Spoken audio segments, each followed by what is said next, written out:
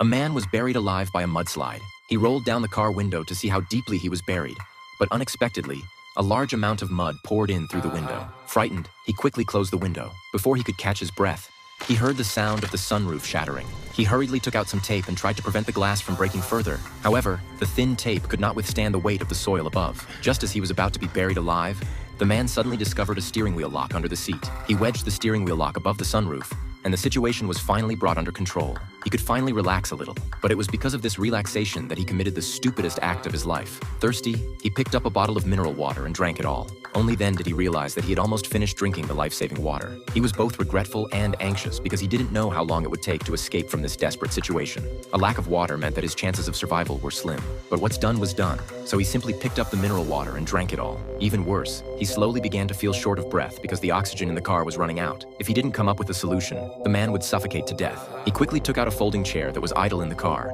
and then pulled out the hollow steel tube from the folding chair. Next, the man removed the cap from the mineral water bottle, and then drilled a small hole in the cap with a nail clipper.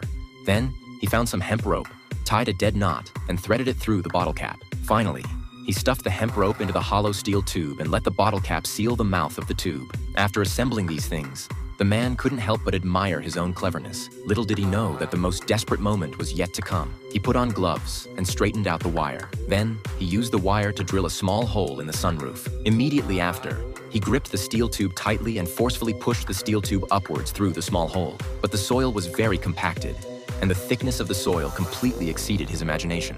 The entire 1.8-meter-long steel tube failed to extend to the ground surface.